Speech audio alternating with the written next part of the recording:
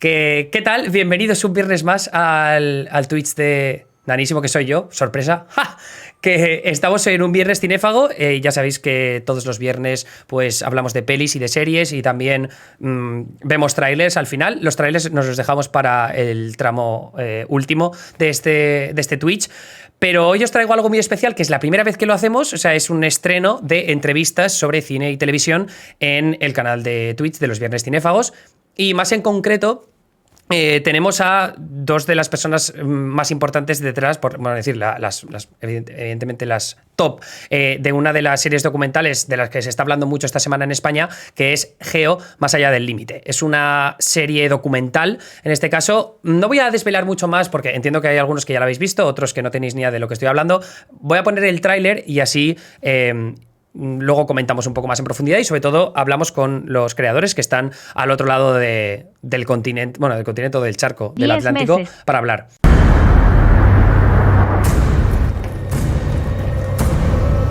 Las matemáticas me dicen que me sobran más de 80 policías aquí. ¿Quién es el último? Es que la gran mayoría de los que estáis aquí no deseáis estar en el Geo. Os vamos a ayudar a que lo comprendáis.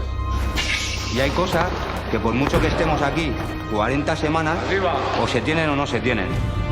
¿Cuáles son sus puntos flacos? ¿Qué demonios te han asaltado la cabeza? ¿Qué demonios interiores están ahí machacando? Podemos quitarle la vida a una persona. ¿Creen que dispararle a alguien es algo psicológicamente agradable? ¡Esto no es un juego, señores! Tengo que ir con esa mentalidad, ¿eh? No mentalidad de susto ni nada. Yo salgo a cazar. Yo abato. Somos guerreros. No valoramos cuál de las dos vidas vale más o cuál vale menos. Yo cuido de él igual que cuida él de mí. Es mi segunda familia. Somos un equipo, somos un grupo. Es así. Cuando estamos por ahí fuera, es tu única familia y tenemos que estar juntos. Todo lo que hacemos está destinado y orientado a que nos salve la vida en algún momento. Son 7 meses y medio de educación, Geo. ¿Estás dispuesto a aguantarlos? Esa es la gran pregunta.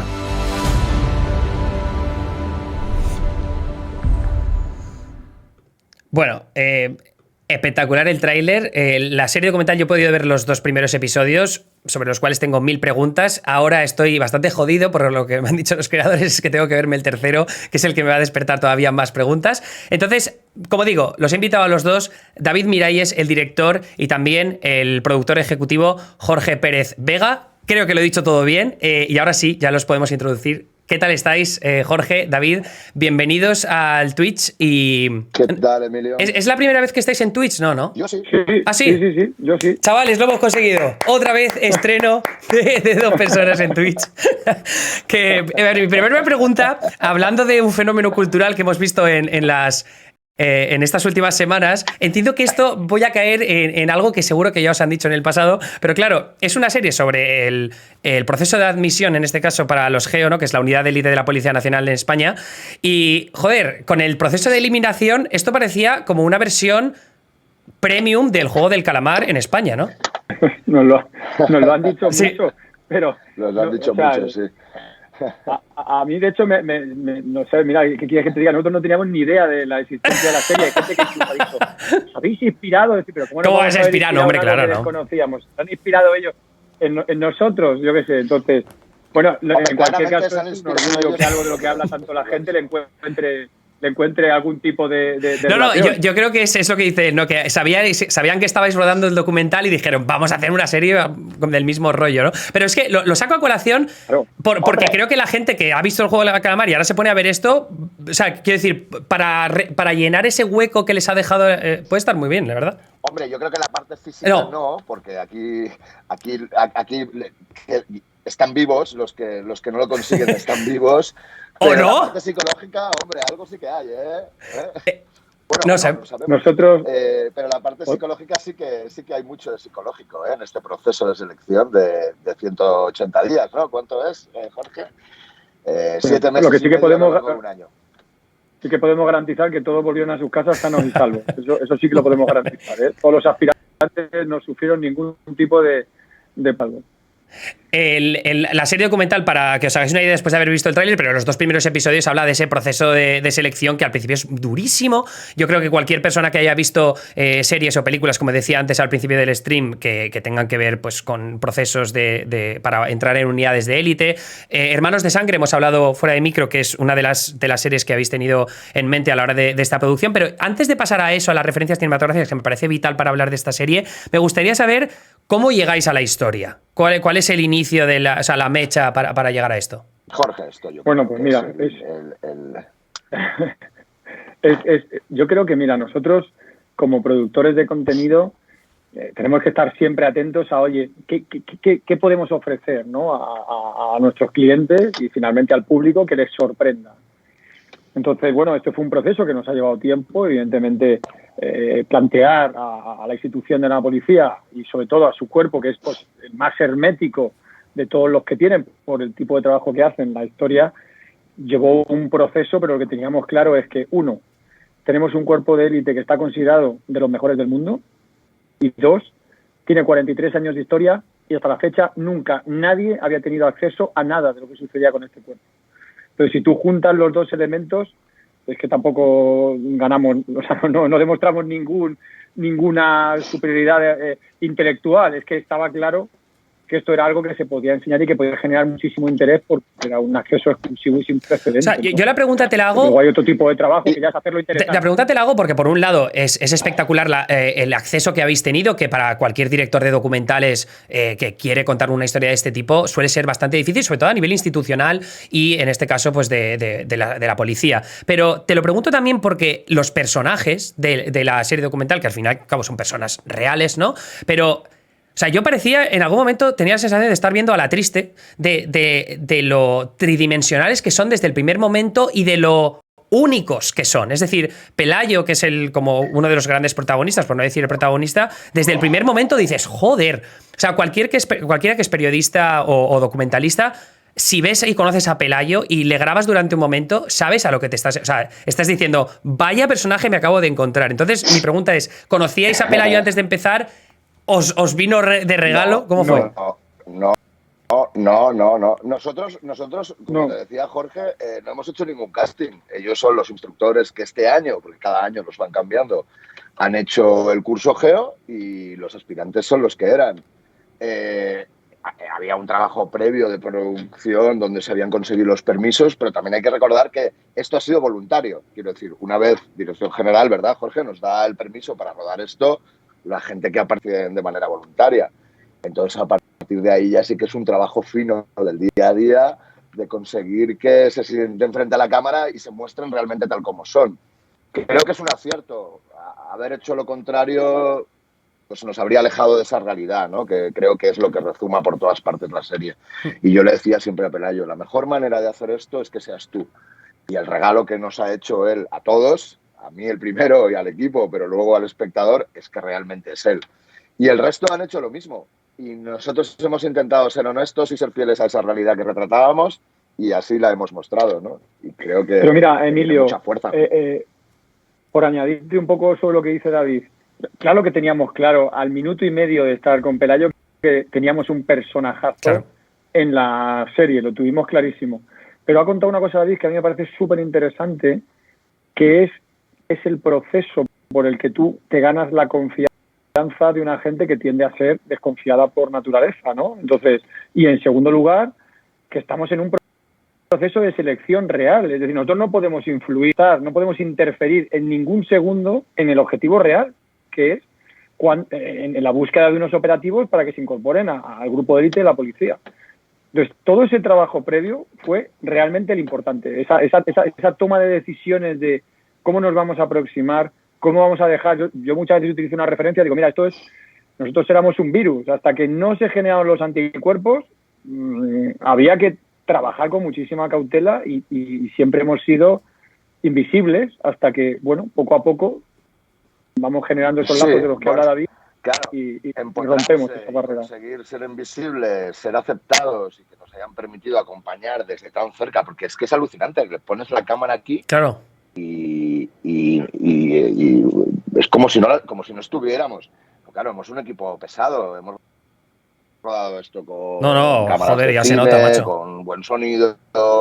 Hemos evidentemente, porque yo no sabía lo que iba a pasar dentro de 2 horas, pero, por ejemplo, el capítulo 1 sucede en su mayoría de noche, con lo cual algo de luz tienes que poner. Siempre lo más realista posible y sin molestar a la situación tampoco con la luz. Claro, porque esa es una de las preguntas que te quería Éramos hacer, de hecho. 30 personas de equipo. De equipo. O sea, en fin, Porque claro, cuando estás en un momento tan, en el rodaje. tan duro como es una de las escenas del primer episodio en el río Tajo, ¿no? Que les hacen sumergirse y evidentemente el agua está helada. ¿Esto en qué mes estaba grabado, este primer tramo? En febrero. Febrero, de ¿no? 2020. Enero, febrero. Claro, ahí Pero- hay un montón de luces que entiendo que ponéis vosotros, porque tienen pinta de ser luces bastante cinematográficas, ¿no? Estas luces que son Bueno, como los pilares. Buscamos unas luces que, o sea, con el director de foto todo el rato hablábamos de integrar la luz para que... Es que mi obsesión es que esto, como era real, no podía parecer producido, porque no lo era. O sea, nosotros hemos improvisado permanentemente. O sea, de verdad que yo no sabía qué iba a suceder dentro de 2 horas o no O sea, sabía qué ¿no iba a os suceder dieron mañana. ningún tipo de planificación de las pruebas que iba a haber? No, nada. ¡Ostras! Nada. Entonces, lo que sí conseguí es que me dijeran dónde sucedían cosas. Pero iluminamos sitios donde luego no sucedió nada.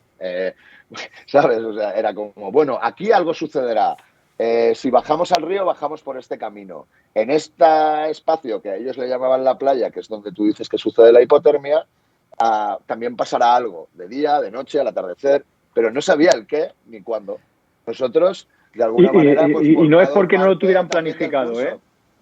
No, es porque les pareció interesante ver... Veros puteados a vosotros también, ¿no? No puteados, pero para ellos lo más importante en su vida es la capacidad de improvisación. Y yo creo que a nosotros también nos ha puesto a prueba durante todo el curso y por suerte lo hemos terminado, tenemos nuestra pequeña boina, a nosotros también nos ha puesto a prueba para ver si éramos también capaces de tener esa capacidad de reacción, de improvisación, y yo con el agobio de que además queríamos un nivel de producción altísimo, ¿no? Que no podía, Pues si me estar permites mal.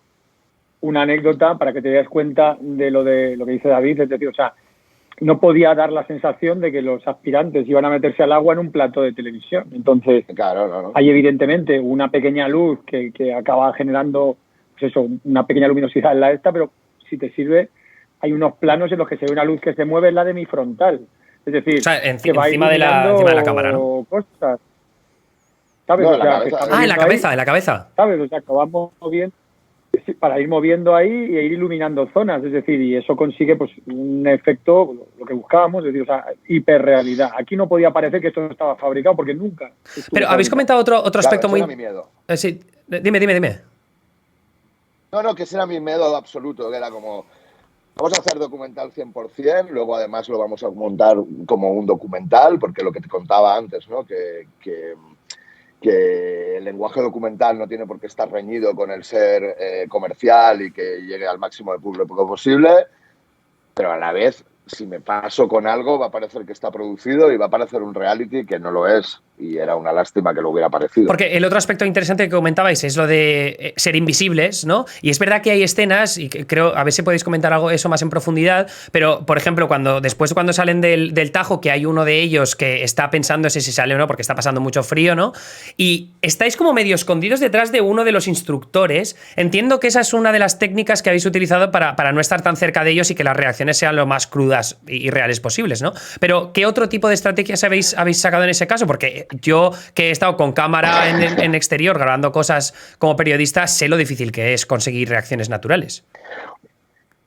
Bueno, había una estrategia, pero no por nada, sino para empezar por respeto. Quiero decir, te invitan a una casa que no es la tuya, es un equipo pesado de más de 30 personas, cámaras, eléctricos, técnicos de sonido, y además estás retratando una realidad en la que no quieres interferir. Entonces, sí, teníamos una estrategia que estaba dividida por tiempos de distancia de los equipos respecto a lo que se rodaba, por ejemplo, ¿no? Y de cómo nos acercábamos poco a poco. Lo puedo contar, ¿no, Jorge? Hicimos un manual y ese manual se llamaba No correr. Ah. Claro, era como, podemos rodarlo todo, porque nos han dicho realmente que podemos rodarlo todo. pero hay muchas formas de contar lo que está sucediendo. Si no ha pasado, pero si alguien se hubiera caído y se hubiera abierto la cabeza, pues hubiéramos contado que ha habido un accidente. Pero no hace falta correr como locos hacia el accidente para enseñar al hombre que está en el suelo. Sí, porque también generas una sensación de inseguridad y de sensacionalismo en ellos, ¿no? Que dicen, es que en cualquier momento que falle van a venir a por mí, ¿no? Es que eso era caer en las claves de un reality, y nosotros no buscábamos un reality show. Entonces, lo ha dicho David muy bien, había una frase que nos la acuñamos en el equipo que era no correr, pero luego David también hizo un trabajo que a mí me pareció muy interesante con los cámaras, que era trasladar un mensaje de hay que construir cada uno una historia. Es decir, no podemos estar retratando la misma situación desde 4 planos distintos. Exacto, por ejemplo, cada cámara está trabajando en una línea su propia historia. Entonces, los cámaras eran narradores de historias y ahí se hizo un trabajo dirigido por David de qué vamos a contar, cómo lo vamos a contar. Entonces, en realidad, tú te das cuenta de que estás viendo escenas que a veces están grabadas con una cámara, otras veces con 2, pero nunca ves un plano en el que digas, uy, están viendo por delante, por detrás, por lateral, y a veces muchas escenas están cogidas en ángulos complejos, bastante lateralizados, porque estás buscando la historia desde otro plano diferente. Entonces, yo creo que ese ha sido un trabajo también muy importante de David, y hemos tenido, la verdad, que un equipo de profesionales... Bueno, es que eso es lo que nos aleja un poco del lenguaje televisivo. Por eso, si me preguntas, ¿por qué debería acercarse a este contenido alguien que de entrada no está buscando este contenido? Pues porque le gusta el cine. Igual que puedes ver La Chaqueta Metálica o Band of Brothers. Quiero decir que al final está contado de una manera cinematográfica de manera intencionada. Por ejemplo, para nosotros era muy importante el audio fuera de campo. Falta siempre enseñar lo que ves. A veces es mucho más interesante escucharlo. Para nosotros era muy importante, de hecho hicimos un pequeño concurso entre los cámaras a ver quién colaba el plano más largo. Hay planos secuencia montados de 2 minutos y pico, que son una conversación, ¿sabes? Sin cortar, en plano fijo, o a veces un seguimiento a un personaje, y pusimos ahí un concurso a ver qué cámara rodaba su plano más largo contando una historia, no simplemente un plano, ¿no? Y luego el montaje también tiene ese punto cinematográfico donde no dirigimos al espectador hacia una idea preconcebida, sino que dejamos espacios para que, como en una película, tú empujes el contenido hacia adelante, hagas tus propias reflexiones, pienses, ¿no? Te dé tiempo a pensar, a sacar tus propias conclusiones y tus propias reflexiones sobre lo que estás viendo. Hay una historia. No, iba a decir que hay una escena en concreto que es cuando ellos están esperando para como la ronda de boxeo, ¿no? Y no se sabe exactamente qué es lo que tienen que hacer, o sea, no lo explicáis explícitamente. Y me parece muy interesante porque también las tomas que hacéis en esa parte tampoco te responden la incógnita, ¿no? No sé si era eso, entiendo que sí que era a propósito, pero me gustaría saber por qué razón lo rodasteis de esa forma y que es algo que puede pasar más adelante también. David, déjame que entre yo y rematas. Dale. Sí, David, por favor. Desde que yo le conozco, es un obseso de contar historias solamente con un audio, ¿vale? Entonces, estar oyendo es un poco como la película esta que se llama El lazo blanco, El lazo amarillo, no me acuerdo ahora, que sucede una cosa terrible. La cinta blanca, la de Haneke. En la que la cinta blanca, exactamente, la cinta blanca. Que sucede una cosa terrible. Sí, cierto. Claro, entonces sucede algo que es terrible, que a ti dices, algo está pasando, los tiene a todos asustados porque nada más que estás viendo las caras de ellos, de a qué me voy a enfrentar, estás oyendo los golpes, estás oyendo tal, y entonces creíamos realmente que la historia ganaba mucha más fuerza desde la perspectiva de, Dios mío, ¿qué me van a hacer pasar ahora, después de lo que llevo ya pasado? Era una mejor manera de retratarlo, y tú estás oyendo que hay golpes. Y los estás viendo ya con el miedo y el temor de decir, ¿a qué me enfrento? Eso es una cosa que es una de las señas que David siempre tenía muy a gala, pues, que es lo que he dicho, ¿no? El uso del audio como detonante de contenido también. Y respecto a eso que has dicho, es empalma justo con lo que yo te había dicho antes, ¿no? Dices que exactamente no te cuento qué es lo que está sucediendo en esa secuencia, que ahora te diré que en un momento dado les prueban a todos en combate, porque, bueno, pues en su trabajo tienen que saber no tanto el nivel que tienen, sino si se apartan o se alejan. Pero es que a mí eso me daba igual. Es un poco lo que te estaba diciendo antes. Allí hay un simbolismo metido. Saca tú tu propia conclusión de qué significa eso dentro de la historia de esos personajes a medida que va avanzando la historia, ¿no?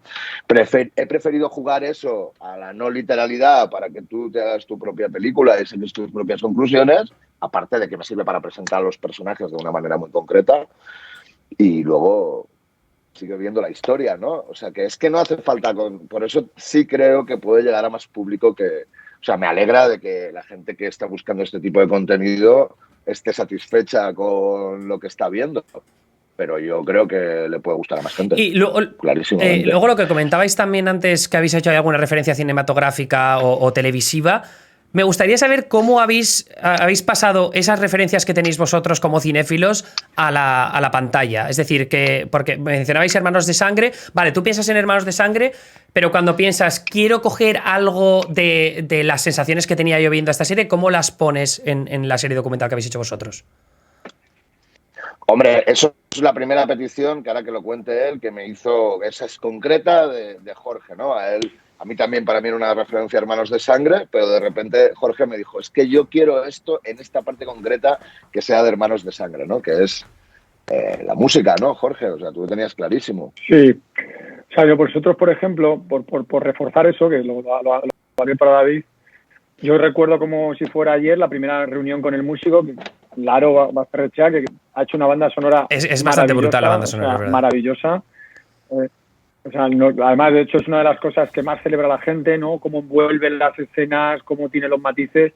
Y la primera referencia que le trasladamos fue, yo quiero que beba de la emoción que genera un Hermanos de Sangre. Y eso nos lleva a otra reflexión. ¿Por qué queríamos un Hermanos de Sangre? Porque esto nunca fue el Sargento de Hierro. Esto nunca fue, yo me digo a un aspirante, ¿tú cómo te llamas? Y el aspirante te responde y te dice, no, pues tú eres Cabo Patoso o Tontolaba. No, es que nunca fue eso. Claro. Entonces, el gran acierto de esta serie es que posiblemente mucha gente se acerque a ella pensando que es un derroche de testosterona y se van a encontrar que hay una vertiente humana y psicológica brutal. Y yo recuerdo que David, que además me pareció soberbio, dijo, vale, yo te compro Hermanos de Sangre, pero me tienes que meter Joker. Entonces te darás cuenta que en muchos fragmentos de la banda sonora hay cosas disruptivas ahí como trombos y cornetas que de pronto y te sacan un poco la referencia de Joker, que te lleva a ese mundo más opresivo, más psicológico, porque hay un trabajo brutal para la parte física. Además lo decía Pelayo en la rueda de prensa y es cierta, la parte física es importante porque el buceo es importante, pero la cabeza, lo de la cabeza es brutal, el equilibrio psicológico y mental y cómo enfrentarse a la tensión y a la incertidumbre, al miedo, a todas esas sensaciones a las que se enfrenta un geo, a mí me parece que es lo que también llama muchísimo la atención, más luego la parte humana. Es decir, sí, son operativos, pero tienen familia, tienen hijos, no son máquinas de matar, no son cyborgs, no son... O sea, hay gente, tío, que siente y que padece y que lleva a sus hijos al colegio y hace la compra. O sea, no son supermanes ni superhéroes. Y esa es, para mí, el gran descubrimiento y lo que ha hecho que mucha gente se enganche a la serie. Yo he leído mucho de... Me acerqué pensando que... y me acabo de encontrar con la mejor serie que he visto en muchísimo tiempo, ¿no? Eso para nosotros es un chute de adrenalina increíble, porque ese era el objetivo, en realidad. Claro, a mí me gusta mucho lo que dices de las referencias cinematográficas, específicamente lo de Hermanos de Sangre, porque ya os decía antes que es mi serie favorita de siempre y el libro me lo he leído un montón de veces, pero porque es esa historia, ¿no?, de la compañía Easy, que les dan mucha caña. Hay una carrera que grabáis vosotros a cámara lenta, que recuerda mucho a la carrera del Curragí, ¿no?, que están todos subiendo la colina esa mítica del entrenamiento, y luego se demostró que la compañía Easy era una de las mejores de todo el ejército estadounidense, con una sensación de fraternidad entre los miembros tremenda. Y aquí, o sea, yo creo que esa referencia es interesante para darle como a la gente la referencia de decir, estás viendo algo parecido a esto, y si te despierta la nostalgia, de alguna forma también te despierta una empatía mayor para ver a los personajes. Pero a mí me interesa que me respondáis la pregunta de, vale, tú vas con esas referencias y vas a grabarlo de una forma, tienes una planificación específica, pese a que no os avisaron de una puta mierda sobre qué es lo que tenéis que grabar. Pero claro, conforme vosotros vais conociendo a los personajes, ¿cómo vas dirigiendo la historia? Porque eso es en tiempo real. En tiempo real tenéis que tomar esas decisiones narrativas de qué personajes vais a seguir, qué historias vais a dar prioridades o qué temáticas incluso vais a dar prioridades. Pues a toda velocidad, pero de todas maneras contarte eso sería como desvelarte la fórmula de la Coca-Cola, Emilio. No, claro, no, pero más allá de esa broma, es que tardaríamos muchísimo. Es un trabajo muy complejo, diario, de muchas horas de trabajo, de hablar con Jorge, con el subdirector, que es Peque, con Gato, que es el otro guionista, y de cada día hablar para intentar avanzarte. Ellos no te cuentan nada, pero tú ya estás empotrado allí, hablas con ellos y cada día vas tomando decisiones de qué vas a rodar al día siguiente. Pero es un trabajo de chinos, te lo puedo asegurar, y sobre todo es una inmersión total y absoluta que ha durado una eternidad, que es estar allí cada día, todo el tiempo, que además ellos hacen jornadas larguísimas, porque claro, están en un proceso, o sea, bueno, has dicho que has visto el 1 y el 2, pero eso sigue pasando a lo largo Bueno, de pero toda la es serie. que la pregunta que te sale es, vale, ellos no están durmiendo nada los del proceso de selección, pero ¿y los instructores cuándo duermen? Pero si están todo el rato dando caña. Tampoco, muy poquito, son máquinas. Y yo la primera semana nosotros hemos rotado, éramos un equipo grande justamente para poder rotar, Claro. no somos geos. Pero yo la primera semana, que es la parte esta de convivencias, sí que hice, Pelayo me dijo, ¿y tú qué horario vas a hacer? Y le dije, yo el que hagas tú. Y efectivamente hice el que hizo él y casi muero en el intento, ¿sabes? Porque es que no... Joder, no me extraña. Pero mira, eso que dice David tenía también un sentido. Es No, decir, pero Jorge, un momento. cuando Ah, planificábamos- no te quiero romper el ritmo, pero ¿y tú? ¿Tú mantuviste el ritmo también o no? Escucha, David, dilo tú, porque si lo digo yo parece que me voy a justificar. Yo te puedo ubicar dónde estaba en cada secuencia. Es decir, recuerdo perfectamente dónde estaba viendo la película de Europa, que yo me dormía y yo decía, no puede ser, no puede ser. ¿Sabes? Entonces, es decir, si yo estoy aquí, que yo estoy calentito y estoy no sé qué, y estoy a punto de derrumbarme, ¿cómo pueden estos tíos Fuah. que llevan aquí 24 horas a tope estar ahí, dándole con la peli, ¿no? Pero- Es decir, sí, a ver, había una cosa que es lo que te quería comentar, que decía David. Es que realmente quizá no es la expresión correcta, pero tienes que ganarte su confianza y su respeto. Entonces, eso que dice David a mí me parece muy importante porque David... Que no lo desde el minuto regalan, uno tenía además, o clarísimo- sea, te lo digo. Claro, David tenía clarísimo que como si ellos lo hacen, no lo vamos a hacer nosotros. No podíamos dar esa sensación de, oye, ¿qué tal os ha ido? Nosotros hemos estado durmiendo en el hotel hasta hace un ratito. Que ¿cómo ha ido? O sea, evidentemente, Claro. tienen que sentir que la historia te interesa y que estás. Eso exigía, pues lo que dice David, ir a su ritmo. Bueno, ir a su ritmo. Ellos corren a un ritmo muy rápido y tú tratas de no quedarte atrás. Pero esa era otra exigía cosa eso, que exigimos mucho al equipo y que hemos tenido un equipo, bueno, hemos tenido un equipazo, ya ves el resultado, o sea, eso sin un equipazo de primera división No es lo haces. imposible. O sea, técnicos de sonido de la leche, cámaras de la leche, el director de fotos de la leche, o sea, todo el empaque es muy potente. Pero es que además también teníamos gente con mucha experiencia y respecto a esto que dices, hemos llegado tanto a obsesionarnos con empotrarnos de una manera natural en su vida que una de las premisas que había al principio, cuando no nos conocíamos, luego eso se fue relajando un poquito, era, ellos no nos pueden ver, no es que nosotros funcionemos desordenados, pero tenemos otra manera de trabajar, no somos policías, no vivimos en esa jerarquía, tenemos un orden desordenado, como yo digo, y aquí hemos sido mucho más diligentes, mucho más ordenados, mucho más militares, por decirlo de alguna manera, porque no pueden ver caos al otro lado de ellos, porque ellos no son caos. Pues no puede ser que detrás de las cámaras haya revuelo, caos, gente corriendo, por eso se llama no correr, también el manual de uso. La escena que mencionabas, Luego, por Jorge. ejemplo, Emilio- Dime. Sí, no, hazme la pregunta. No, iba a Contigo, decir dime. que habías comentado la escena de Europa, para poner en perspectiva un poco a los espectadores que no la han visto todavía, que no es muy spoiler, pero hay un momento en el que les hacen ver una película Europa de Lars von Trier del año 91 creo que es una película, yo no la he visto, pero entiendo que bastante soporífera para gente que igual no consume mucho cine. Es un coñazo, Emilio, de película. O sea, yo cuando tenía 20 años y estaba estudiando cine, pues me parecía maravilloso. No, pero es que... Yo espero que Lars von Trier no esté viendo este un tweet. Coñazo de película. Pero es que sabes lo mejor de todo, que es la escena con la que más empatía sentí yo de todas, porque yo he cubierto muchos festivales de cine y yo he estado en momentos de aguantarme despierto porque tengo que hacer una crítica sobre una película y si no la veo soy un hipócrita de los cojones y lo pasaba realmente mal. O sea, la gente no es consciente de lo mal que se pasa aguantar despierto una puta película. Entonces, nada, imagínate estos chicos con lo que llevan, exacto, ¿no? 48 horas sin dormir y te ponen Europa de Lars von Trier. Pero ves, eso fue, como dice Jorge, llevamos 48 horas sin dormir nosotros también, o un poco más, no todo el equipo, pero Jorge y yo sí, y yo no sabía que les iban a poner una peli, porque sabíamos que íbamos a rodar allí, pero yo no sabía que era Europa. Bueno, todo el sueño que tenía se me fue cuando vi que era Europa, porque me pareció magia. O sea, estábamos todo el rato hablando de referencias cinematográficas, de la chaqueta metálica, del puente sobre el río Kwai, de Band of Brothers, y de repente lo que nunca me imaginé es que los geos serían cinéfilos, ¿sabes? O sea, no por yo nada. también flipé cuando lo vi. Okay. ¡Ostras, Europa, tío! Que además empieza con esa vía, esa cuenta atrás. Que ya te puedes dormir, o sea, ya te puedes dormir en la primera escena.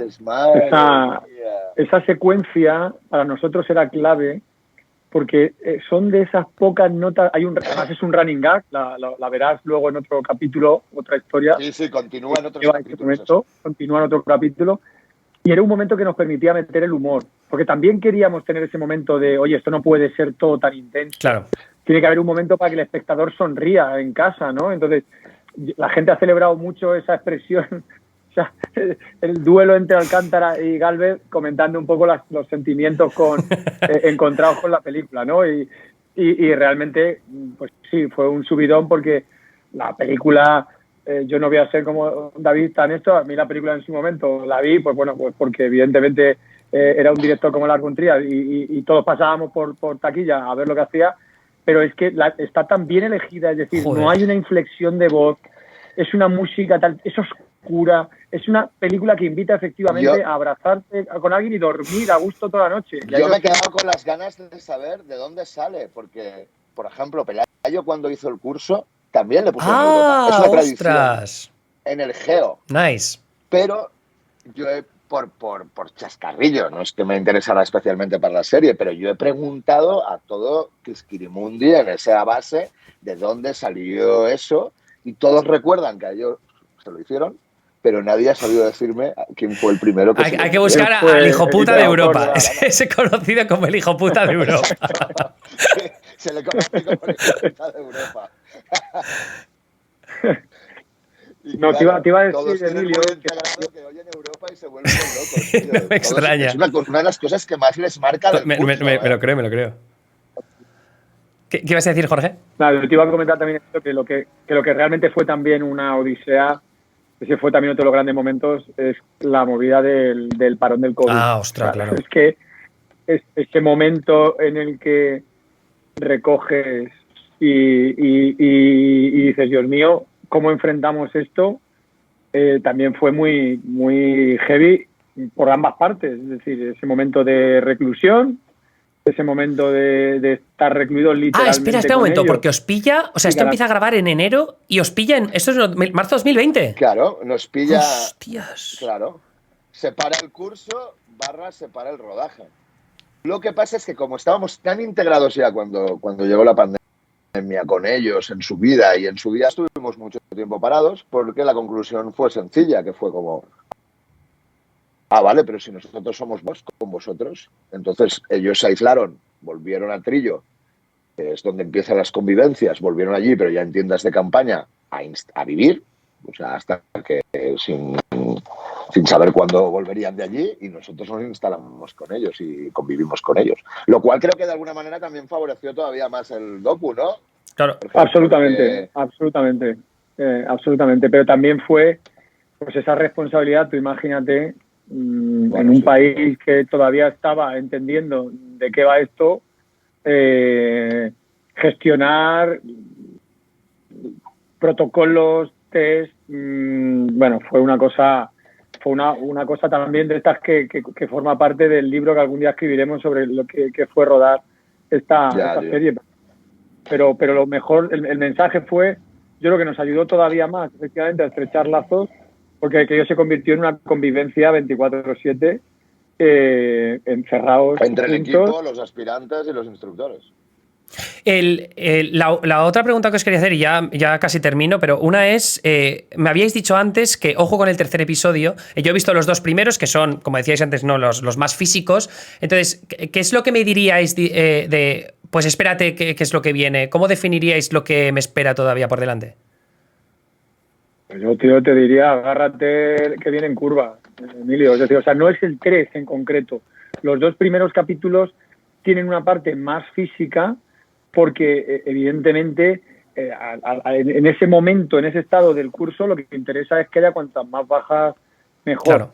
¿Vale? Pero luego vas a entrar en una dinámica donde además cada capítulo tiene una temática muy, muy, muy concreta, que trabaja aspectos muy concretos y te va a enseñar cosas tanto de la evolución de los personajes como de lo que trabajan, brutales. Lo que pasa es que a partir del 3 es cuando vas a ver esa evolución, tanto en los instructores como en los estudiantes. Va a ser bastante psicológico, o esa desde luego es la intención, ¿sabes? O sea, ya no es tanto la parte física, sino quién eres realmente, ¿no? Se llama, quién hay de esa persona que es, como dicen al final del capítulo 1, si cuando ya tienes hambre, tienes sueño y no sabes ni dónde estás, a mí me permite saber quién eres realmente, ¿no? Y luego a partir de eso lo que tiene es que el retrato más fascinante al que hemos podido asistir, que es realmente como documentalista es un lujazo, es al poder ver y retratar la transformación psicológica de estos chicos a lo largo de un año, ¿no? Porque es evidente que físicamente han cambiado, porque es durísimo, pero eso es como que pasa a un segundo plano de una manera muy rápida, y lo importante es ellos están buscando y viendo si esas cabezas, esas personas están preparadas para hacer ese trabajo.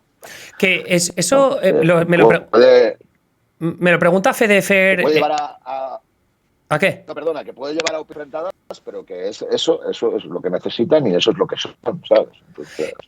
Me pregunta Fedefer, que es uno de los espectadores de los Maricopers, se dice que solo lleva un par de capítulos, pero aún así dice que cómo lo vivía el equipo técnico que grababa. Me interesa esa pregunta por el hecho de la transformación física, que la podemos dejar en un segundo plano, pese a que haya sacrificios físicos bastante fuertes, pero claro, los sacrificios psicológicos y la transformación que veis vosotros como equipo técnico, que establece una relación personal también, en cierta medida, con ellos... ¿Cómo lo vivisteis vosotros dos? Porque entiendo que también tiene que ser duro cuando... Si ya como espectador en el segundo episodio lo paso mal yo, de ver como uno que se sale de una prueba cuando falta nada para que termine y te duele mucho, no sé, para vosotros habrá sido tremendo. Bueno, somos espectadores de privilegio, o sea, somos los que estamos en primera línea y que estamos viendo en realidad casi lo mismo que tú estás viendo, que simplemente luego yo lo afino, pero en realidad es lo mismo. Pues...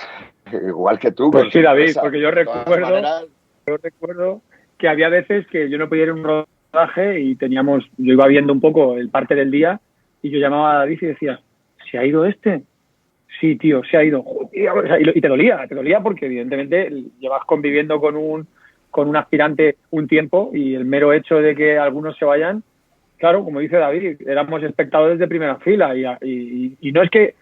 O sea, viendo la sucesión de los acontecimientos, pues te encariñas, tienes tus favoritos, o sea, entras en esa dinámica en la que tú dices, pues es que este tío me encanta. Yo creo que, evidentemente, nosotros no somos instructores y no tenemos ni idea de decidir los parámetros que ellos buscan, que son los básicos para un operativo, pero te encariñas de todos como te acabas encariñando de todos los instructores. Es decir, o sea, ¿quién no? O sea, estas cosas de decir, ¿no? Como estamos viendo estos días en redes, quiero a Pelayo en mi vida, Pelayo tiene que dar discursos en no sé qué, en mi vida pues no sé quién, o sea, la gente se inspira con ellos, ¿no? Y tú cuando estás en un rodaje te pasa exactamente lo mismo. Hombre, y porque te sorprendes, ¿no? Porque siempre que vas a rodar esto o cualquier cosa te sorprendes frente a la realidad que tienes delante, pero en realidad estás para retratarla, no para juzgarla ni para... inmiscuirte, entonces sí, te quedas sorprendido, claro. Yo cuando veía a esos chavales metidos dentro del agua tiritando, yo pensaba, yo ahí no me meto ni de coña. Y encima cuando de repente ves a Pelayo decir, les quedan 20 minutos, señores, dices, madre, oye, lo imitas muy bien, ¿eh? Es que ha habido ahí Hombre, mucho, ha es que habido yo me he mimetismo mimetizado entre... ya con Pelayo, tío. Esta pregunta igual es un poco Le decíamos a David inapropiada, que era pero mini ¿habéis geo. hicisteis quiniela o no hicisteis quiniela? No, nunca me gustó hacer No. eso. No Ya. me parecía. No, joder. No me pues- parecía y además, o sea, bueno, no por nada. No me parecía y además, pero ya no ni siquiera por cuestión ética, por una cuestión práctica, porque yo no puedo andar armando como hacía cada día, modificando mi guión y encima enamorándome de una historia. Totalmente, sí, luego que te no iba a encaprichas ser. y luego priorizas Con lo algo cual, que lo no. mejor era. Exacto. No, lo mejor era. Y además. A Nada, veces ya hacia el final, pues sí que ya oía un poco más de cosas y podía enterarme 2 días antes que alguien se iba, ¿no? Ya. Y a Pelayo no iba a cambiar ninguna decisión por nosotros, pero sí había tenido la deferencia al final de decirme, bueno, me sabe mal, quizás esto afecta a tu historia. Yo siempre le dije, no me afecta en nada. La Es lo que realidad hay, es. exacto. Si lo hubiera conseguido sería maravilloso. Y no lo ha conseguido y también es maravilloso para la historia y qué pena para el chaval. Que acabas de ha puesto definir toda su la diferencia entre un ilusión y reality y un esfuerzo, documental. ¿sabes? O sea, quiero decir. Exacto, yo no participo en pero nada. escucha, Emilio, sobre todo por una cosa muy concreta, es que los que han conseguido la boina granate ya son operativos del Geo y tienen que ir a las misiones en las que van con ellos. Más vale que no te equivoques. Más vale que no te equivoques. Es decir, porque son tus compañeros. Es decir, o sea que es que lo dicen muy bien, lo explican muy bien en la serie. A quien elijamos aquí va a ser quien venga conmigo a asaltar este barco, a detener a este terrorista, a hacer esta Esto es un proceso de selección curioso, ¿verdad? Que yo creo, Jorge, igual nos lo puedes confirmar tú, que es el único que se hace así dentro de la policía, que es que tú eliges a tus propios compañeros. Quiero decir, por ejemplo, Tizón es oficial, ¿no? Claro. Y Sanz no, Sanz es un policía, entonces está eligiendo a su compañero, pero es que ahora Tizón, por escalafón, aunque no por experiencia, es un superior, ¿no? Entonces es un lujo para ellos, porque están eligiendo con quién van a convivir, además, ya no solo con quién van a trabajar, sino que pasan millones de horas juntos y conviven en la base, cuando viajan o cuando están destinados, hasta ahora que estaban destinados en Kabul. Entonces están eligiendo a quién van a tener durmiendo al lado, ¿no? No, es un proceso muy serio, de muchísima responsabilidad para ellos. Ellos también lo viven con mucha tensión. Hablo de los instructores, hablo del comisario jefe también, que, o sea, te quiero decir que es que, claro, estás seleccionando un número de personas que desde el momento en el que consiguen su boina se convierten en operativos del Geo y forman parte de la familia Geo, ¿no? Entonces, menuda responsabilidad como para equivocarte, presión y ¿no? responsabilidad. Y a esa presión y responsabilidad añádele a 30 o 35 sujetos correteando sin ningún tipo de límites por la base. Bueno, sin correr. Sin correr. Andando. La última pregunta que tenía. Pero sí, metiéndonos por todas partes. ¿El qué? ¿Qué has dicho lo último? Pero sí metiéndonos por todas partes. Vale. Sin correr, pero metiéndonos por todas partes. La última pregunta que os iba a hacer, que me he pasado ya de tiempo y lo siento, pero es. Lo has mencionado tú, David, que es Kabul. Como entiendo que es un proceso de selección y bueno, ya habrá otro en el futuro, pero ¿vais a ir a grabar con ellos operaciones reales o no? Bueno. ¿Habéis grabado Kabul? No.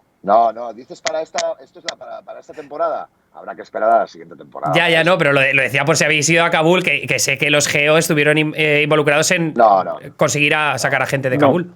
Cuando sucedió lo de Kabul, nosotros ya habíamos terminado el curso Geo. No, ¿vale? habíamos terminado incluso la edición, ya habíamos cerrado los 8 capítulos. No, o sea, te lo preguntaba de cara a siguientes temporadas, por supuesto. Realmente no coincide. Sí. Bueno, de cara a siguientes temporadas, pues a lo mejor Kabul ya no, porque ya no estamos, pero hay otros destinos y hay otras historias que sí se pueden hacer y rodar. Buena. Y hasta aquí. No, me parece una buena. Pero es un poco como. Es que, claro, no te quiero hacer un spoiler, pero cuando veas cómo termina la serie, la última entrevista que sale en la serie, te dará un poco la clave de esto. Genial. Pues David, Jorge, muchísimas gracias por venir por aquí. Ha sido un placer teneros y sobre todo que nos hayáis desvelado tantas incógnitas y anécdotas sobre el rodaje. Voy a terminármela a ver si puedo este fin de semana y ya os escribiré para deciros qué me ha parecido, pero seguro que tiene pinta de que me va a gustar mucho.